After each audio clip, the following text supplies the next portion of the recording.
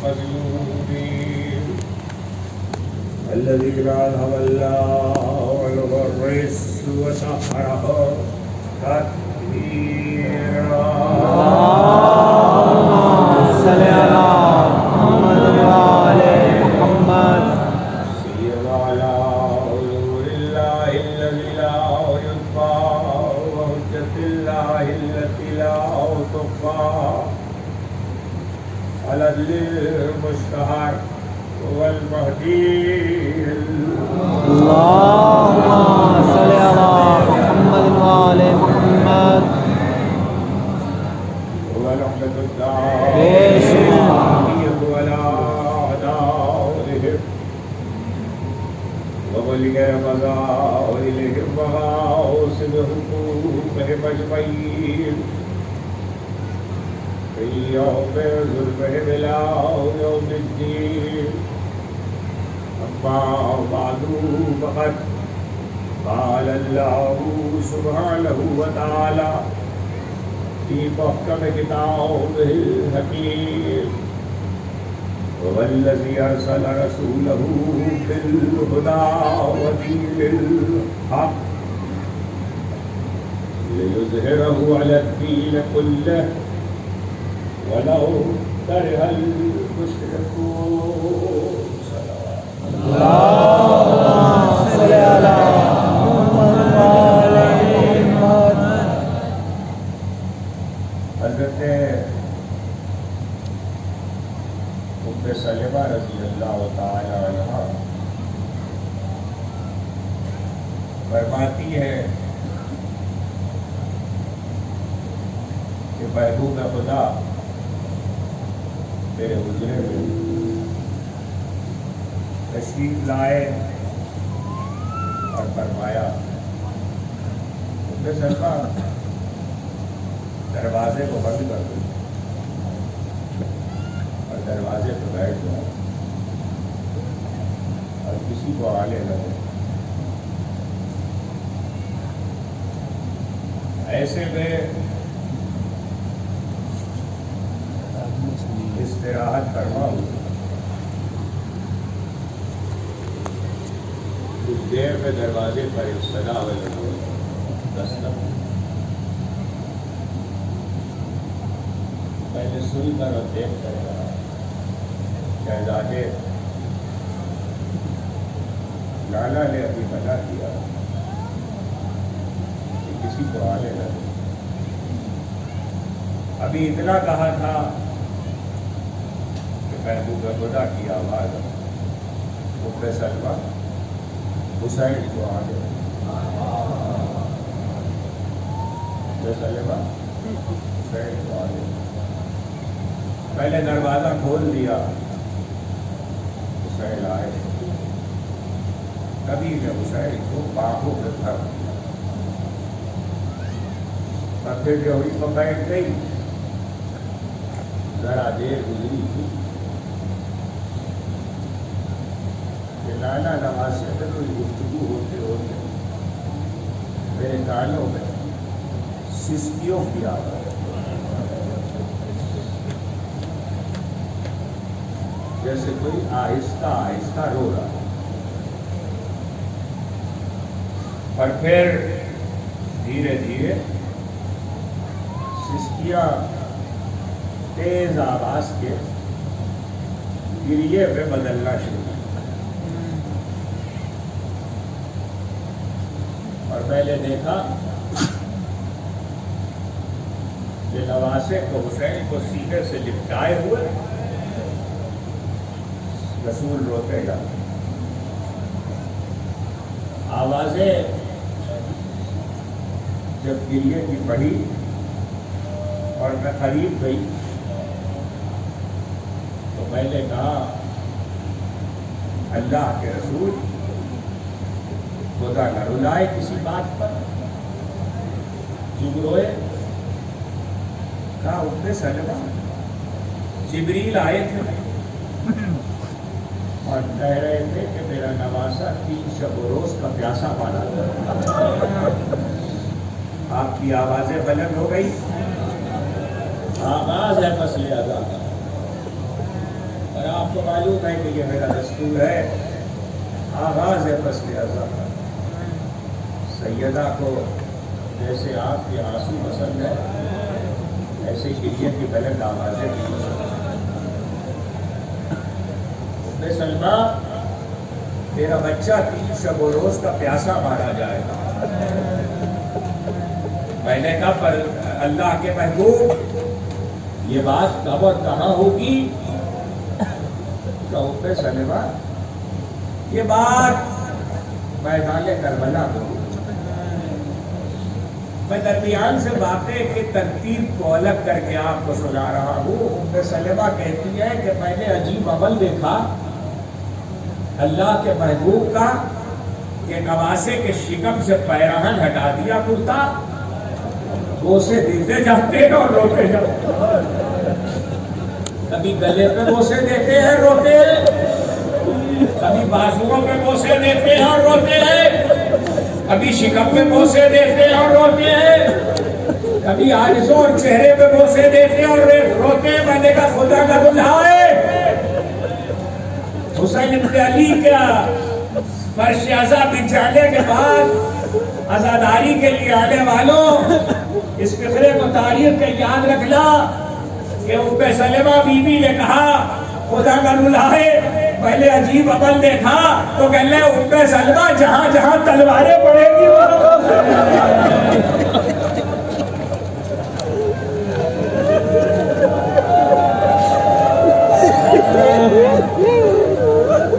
خدا آپ کی آوازوں پہ رحمت نازل کرے، خدا آپ کی آنکھوں پہ رحمت نازل کرے۔ ام سلمہ جہاں جہاں تلواریں پڑیں گی وہاں بوسے دے رہا ہوں۔ ام سلمہ بی بی نے تفصیل چاہی تو ایک مرتبہ ایک شیشے میں خاک دے دی، پٹی دے دی اور کہا ام سلمہ یہ رکھ لو، ام سلمہ یہ رکھ لو۔ اور جس دل اس پٹی سے لہو بننے لگے، اس پٹی سے لہو بننے، حیا نہ کرنا، شرم نہ کرنا، تمہارا کوئی امام ایسا نہیں ہے جس نے یہ نہ کہا ہو جب ہماری مصیبت پہ رونا تو چیخ مار کے رونا، ایسے رونا جیسے بوڑھی ماں جوان بیٹے کے لاشے پہ روتی ہے، ایسے جیسے ہماری مظلوم دادی اپنے لال کو۔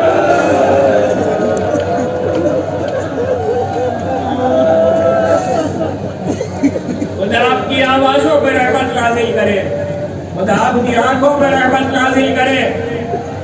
سیدہ کو جیسے آپ کے آنسو پسند ہے ایسی گریہ کی بلند آوازیں بھی پسند ہے۔ کل اور پرسوں کی مجلس سے مسلسل کہہ رہا ہوں، ہر سال کہتا ہوں، کہتا رہوں گا اور اپنی نسلوں کے حوالے کرتا رہوں گا کہ یہ جو چیخ مار کر رونے کا مطالبہ ہے یہ عالم خطیب ذاکر کسی کا نہیں ہے، بانی نہیں، یہ تمہارے اماموں کا مطالبہ ہے۔ اس کے پیچھے 2 سبب ہیں، اس کے پیچھے 2 وجہ ہیں۔ ایک حسین ابن علی کا جملہ، دوسرا امام سجاد کا جملہ۔ سنو گے حسین نے کیا کہا؟ حسین نے کہا مجھے رلا رلا کے مارا ہے۔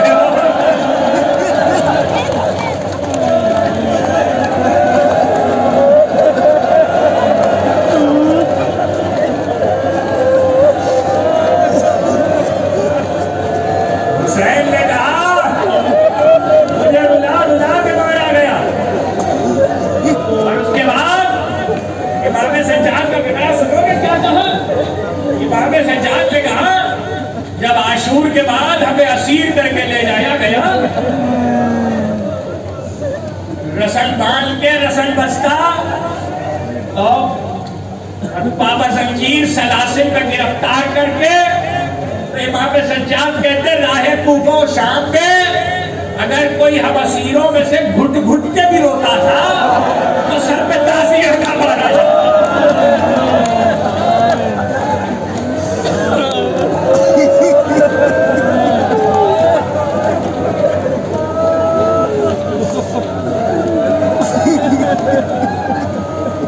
خدا آپ کی آوازوں پہ رحمت نازل کرے، خدا آپ کی آنکھوں پہ رحمت نازل کرے۔ سیدہ کو جیسے آپ کے آنسو پسند ہیں ایسے گریے کی بدل آوازیں بھی پسند ہیں. امام صادق کی گھر میں مجلس تھی, امام صادق کے گھر میں مجلس تھی, ذاکر مرثیہ پڑھ رہا تھا, لوگ گریہ کر رہے ہیں, امام گریہ کر رہے ہیں. ابو بصیر رومال چہرے پہ رکھے ہوئے رو رہے ہیں. امام نے ایک مرتبہ پکار کے کہا ابو بصیر روتے نہیں, ابو بصیر روتے نہیں. تو ابو بصیر نے رومال کو ملل کیا کہ مولا دیکھیے آنسوؤں سے بھیگ چکا. کہنے لگے ابو بصیر ایسے نہیں, ایسے رو جیسے جوان بیٹے کے لاشے پہ مار ہوتی ہے.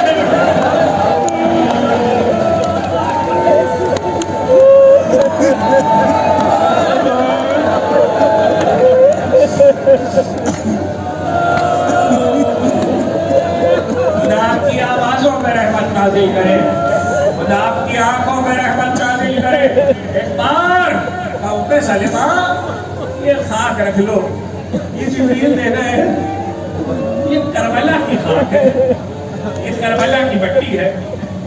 ام سلمہ جس دن یہ لہو ہو جائے اور لہو ابلنے لگے سمجھنا میرا حسین مارا گیا, میرا حسین مارا گیا. حضرت ام سلمہ کہتی ہے کہ وہ خاک میرے پاس رکھی تھی یہاں تک کہ 28 رجب کو حسین کوچ کر گئے مدینے سے, اور جب جانے لگے حسین تو رسول نے کہا تھا ام سلمہ یہ تب ہوگا جب میرا بیٹا عراق جائے گا. تو کہتی ہے جب حسین عراق چلے گئے اور مدینہ چھوڑ گئے تو میں نے اس خاک کے شیشے کو نکال کے ایک گھر کے طاق میں رکھ لیا سامنے. کہتی ہے رجب کا مہینہ تمام ہوا, شعبان گزرا, رمضان گزرا, شوال گیا, ذیقعدہ گیا, ذوالحجہ گیا. روایت کا یہ حصہ آواز مجلس میں کافر مجلس میں ذوالحجہ گیا.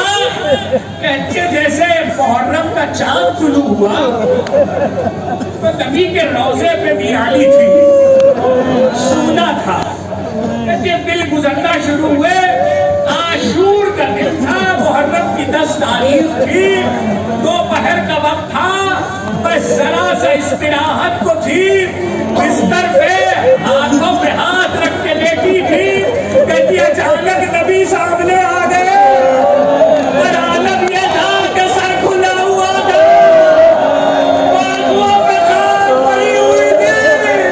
کہ ام سلمہ تم سو رہی ہو, میرا لال مارا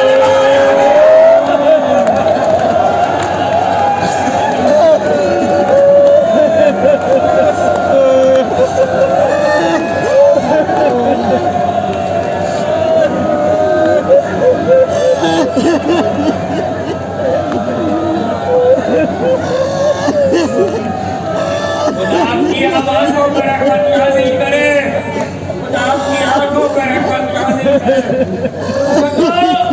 روایت کا یہ فقرہ بھی سن لو. ام سلمہ تم سو رہی ہو, میرا لال پیاسا مارا گیا. تو حضرت ام سلمہ کہتی ہے پہلے دیکھا کہ رسول کے شانوں اور بازوؤں پہ خاک پڑی ہوئی ہے, آستینیں چڑھی ہوئی ہے, ہاتھ مٹی میں آلودہ ہے. میں نے کہا اللہ کے رسول یہ کیا عالم ہے. کہنے لگے ام سلمہ نوازے کی قبر کھود کے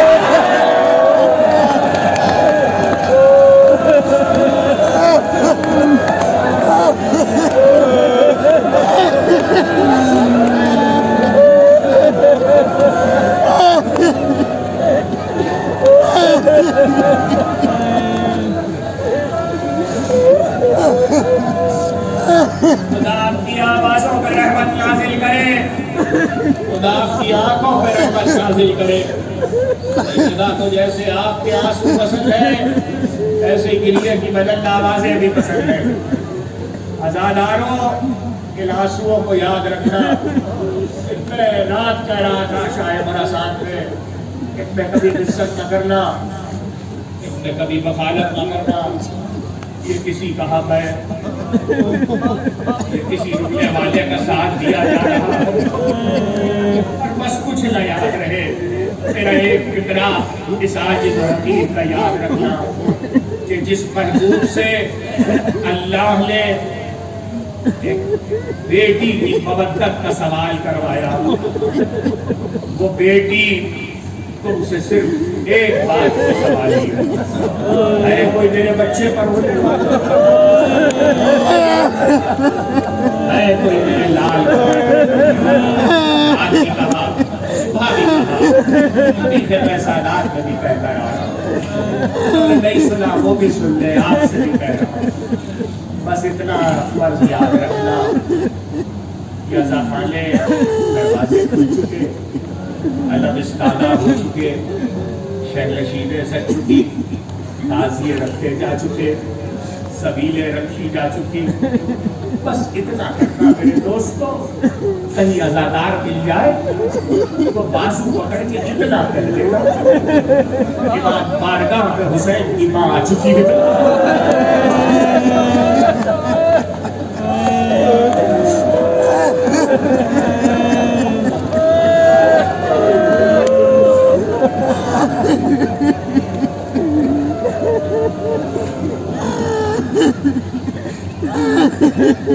خدا آپ کی آوازوں پہ رحمت نازل کرے، خدا آپ کی آنکھوں پہ رحمت نازل کرے.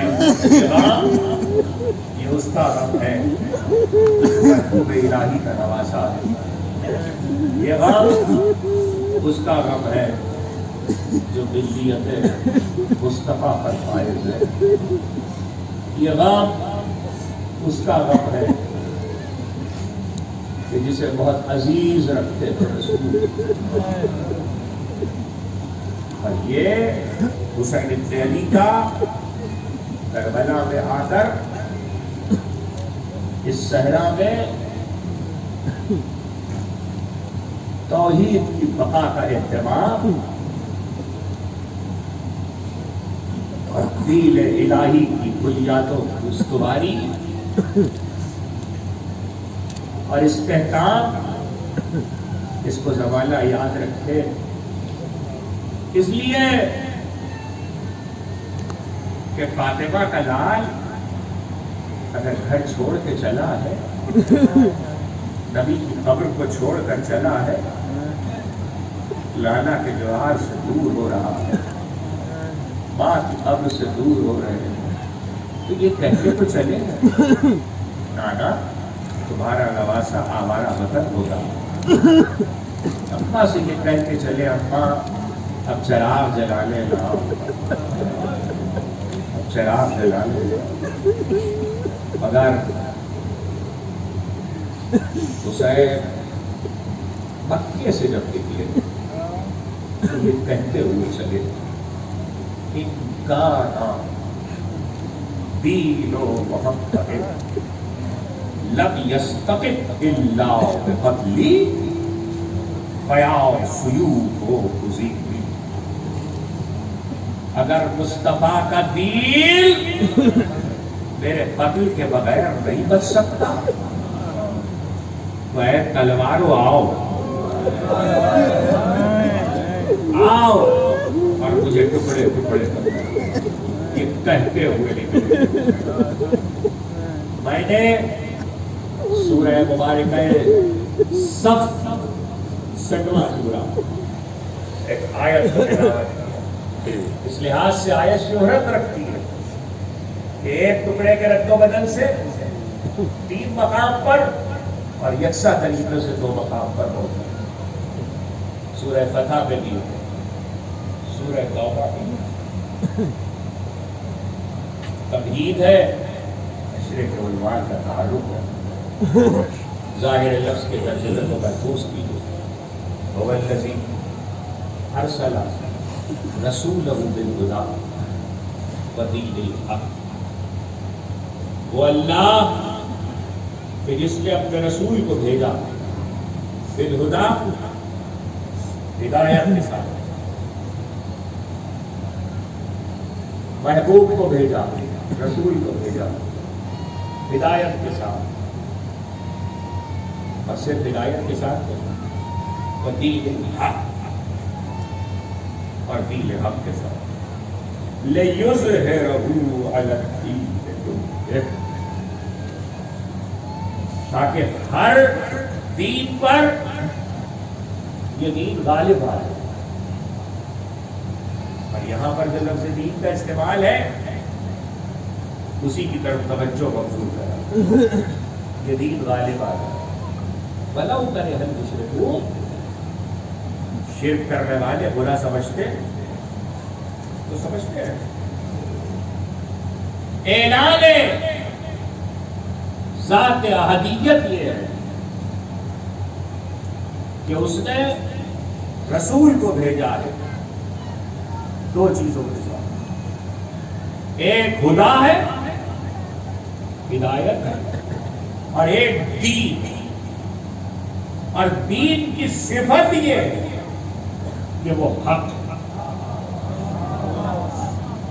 ذرا سا اگر کوئی عربی کی بلاغت پر نظر رکھتا ہے تو اس کے لیے عرض کر دوں کہ دین کی یہ جو حق کا لفظ آیا ہے، دین الحق، یہاں پر حق یہ نہیں بتلا رہا، لفظ حق یہ نہیں بتلا رہا کہ باقی دین باطل ہے، یہ دین حق ہے، یہ نہیں بتلا رہا. اس لیے کہ باقی جتنے دین ہے ان کو خدا دین نہیں مانتا. ہم اور آپ تو اسے دین کہہ سکتے ہیں بات کو سمجھنے کے لیے، اس لیے کہ قرآن میں موجود ہے اِلَّا الدِّينَ إِلَّا اللَّهِ الْإِسْلَامِ. دماغ میں محفوظ کرو تاکہ یاد رہے. اِلَّا الدِّينَ إِلَّا اللَّهِ الْإِسْلَامِ. کیا ترجمہ آپ سنتے ہیں اس کا؟ اللہ کے نزدیک پسندیدہ. بخدا تھوڑی سی بھی عربی کوئی جانتا ہے تو اسے معلوم ہے کہ آیت میں پسندیدہ کے لیے کوئی عربی لفظ نہیں. اتنا دین، بے شک دین، اتنا اللہ، اللہ کے پاس الاسلام. اللہ کے نزدیک تو کوئی دوسرا دین ہی نہیں ہے. یہ بالکل ایسا ہی بات ہے، توجہ کیجیے گا، یہ بالکل ایسا ہی بات ہے. 5 سیب یہاں رکھے اور میں کہوں مجھے یہ والا سیب پسند ہے تو اس کا مطلب ہے میں نے باقی سیب کو بھی سیب تسلیم کیا. اگر اللہ قرآن میں یہ کہتا کہ اللہ کے نزدیک پسندیدہ دین اسلام ہے تو اس کا مطلب یہ ہوتا کہ خدا دوسرے ادیان کو بھی دین تسلیم کرتا ہے. اللہ نے کسی دین کو دین ہی تسلیم نہیں کیا. ہاں کہنے والے اسے دین کہتے رہے، اللہ دین نہیں مانتا. اِلَّا الدِّينَ إِلَّا اللَّهِ الْإِسْلَامِ. اللہ کے پاس دین فقط اسلام ہے.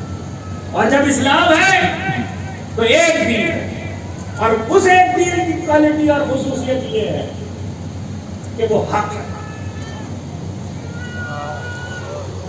یعنی یہ دین جب بھی پہچانا جائے گا حق سے پہچانا جائے گا. بھائی دو میں سے ایک ہی بات آیت میں ہو سکتی ہے، تیسری کوئی بات نہیں ہو سکتی. یا تو حق دین سے پہچانا جا رہا ہے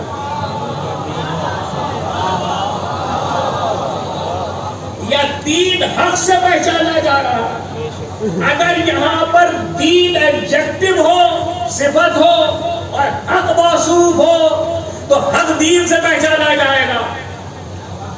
لیکن یہاں پر دین صفت ہے، دین موصوف ہے، حق صفت ہے، اس کا مطلب ہے دین حق سے پہچانا جائے گا.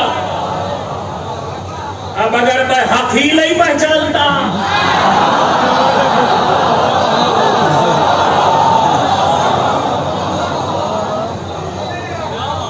صلوات دی بھیجیے اللہم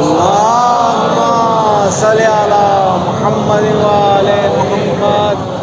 دیکھیے عنوان کا تعارف ہے لیکن چاہتا ہوں لفظ پہنچ جائے. اگر میں حق ہی کو نہیں پہچانتا تو میں یہ کیسے پہچانوں گا کہ دین کیا ہے؟ تو قرآن یہ کہہ رہا ہے کہ اللہ نے باقی مطالب آیت کے کل سے انشاءاللہ گفتگو ہوگی، آج ذرا تعارف ہے. قرآن یہ کہہ رہا ہے کہ اللہ نے اپنے رسول کو 2 چیزوں کے ساتھ بھیجا ہے. ساتھ اگر یہاں پر وہ دو چیزیں کیا؟ ایک ہے ہدایت، ایک ہے دین حق۔ اگر ہدایت یا دین حق کے دو لفظوں سے کسی کے ذہن میں یہ آئے کہ یا ہدایت کے معنی قرآن ہے یا دین حق کے معنی قرآن ہے، تو وہ نہیں ہو سکتا، اس لیے کہ ہدایت اور دین حق رسول کے ساتھ ہے، قرآن دل پر ہے۔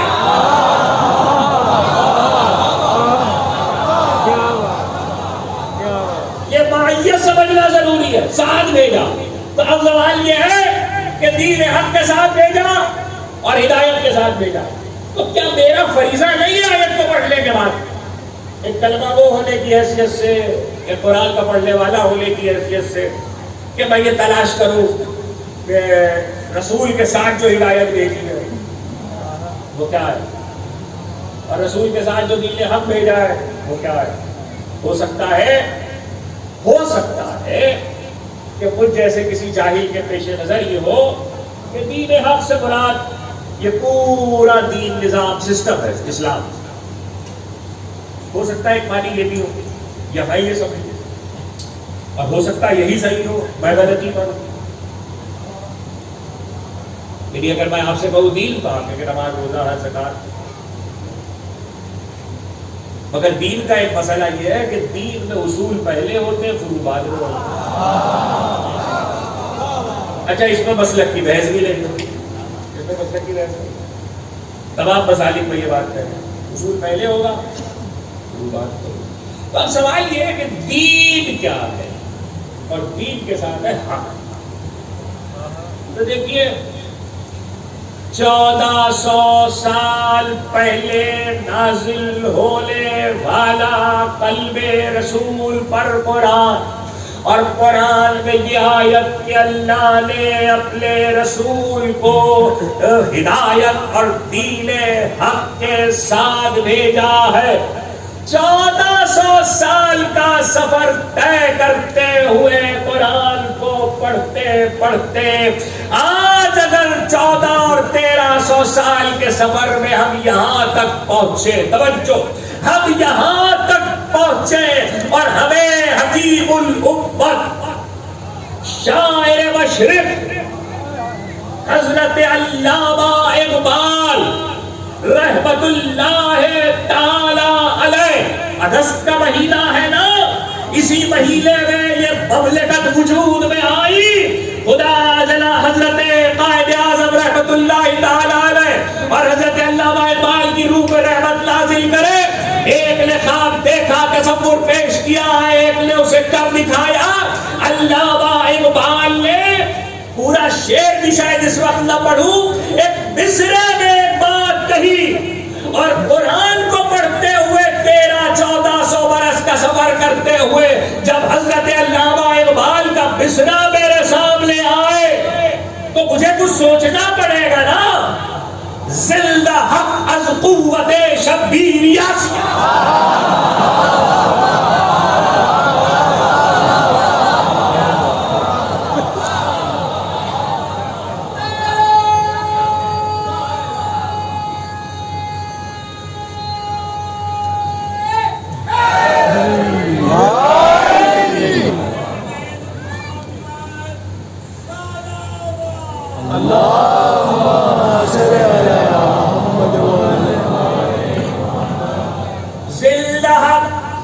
فارسی کا مصرع ہے، لوگ سمجھ گئے، جو سمجھ گئے، جو نہیں سمجھے ان کے لیے معنی عرض کر دوں۔